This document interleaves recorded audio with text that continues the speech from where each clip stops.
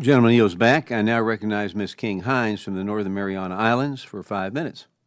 From the Great Mariana Islands. Thank you, Mr. Chairman, and thank you to all of you for making time to be with us today. I'm from the Marianas, and we have one economy. We're trying to diversify because we've seen a lot of interest with regards to manufacturing, right? Folks who want to come and set up shop there. So I'm very focused on the conversation with regards to retaining the right amount of workforce to be able to sustain manufacturing, because that is our biggest challenge. And so we've talked about the problems, right? I think a lot of you have kind of alluded to different things.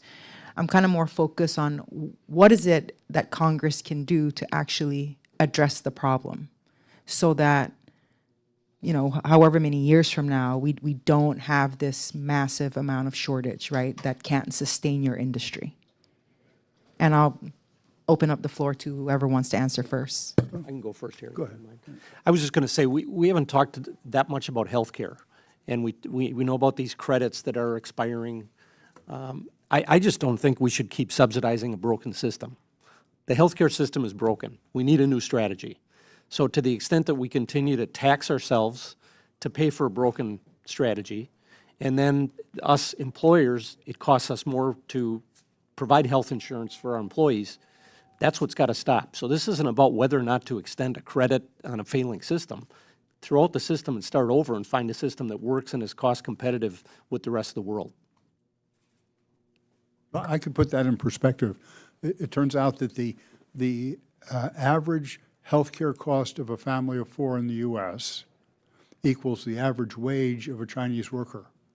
And the healthcare cost of the family in the U.S. gets built into the burden, that gets built into the cost, that gets built into the price, and therefore the healthcare cost, the higher healthcare cost in the U.S. is a major reason why our costs are too high and why we lose based on cost or price relative to countries like China. So I agree entirely that something has to be done.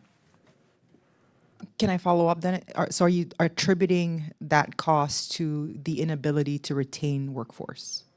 It makes our costs, the cost of making a product, too high in the U.S. relative to other countries, and therefore U.S. companies choose to import low-priced products from offshore instead of buying higher-priced, more or less equivalent products here in the United States. So I think there's two angles here. One, from the healthcare perspective, certainly manufacturers view that as a critical tool to attract and retain talent. Across the industry, 95% of manufacturing workers are eligible for a workforce health care plan through their employer. North of 80% actually participate in one. We have certainly heard, as has been referenced from our members, that the rising costs of healthcare are a significant cost driver for manufacturers. And so it certainly would help with the workforce situation to reduce those costs. On sort of pure workforce policy, we certainly should support more training programs and apprenticeships. We've talked some today about education about what the manufacturing industry is. It's not your grandfather's manufacturing industry anymore. It's not dark, dirty, and dangerous. It's cutting edge, it's innovative, it's well paid. These are family sustaining careers.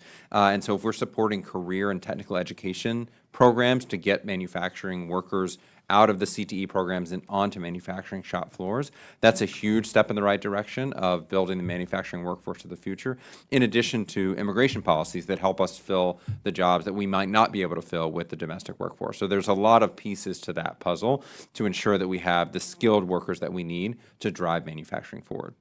Okay.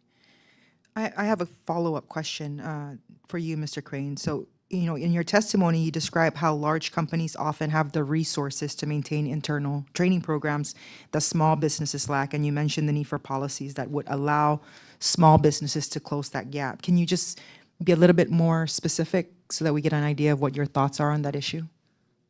Absolutely. What we have heard from so many of our members is that they actually partner with local community colleges, CTE institutions, to set up training programs, or to even just ensure that the existing programs that that community college has are reflective of the skills that manufacturers need.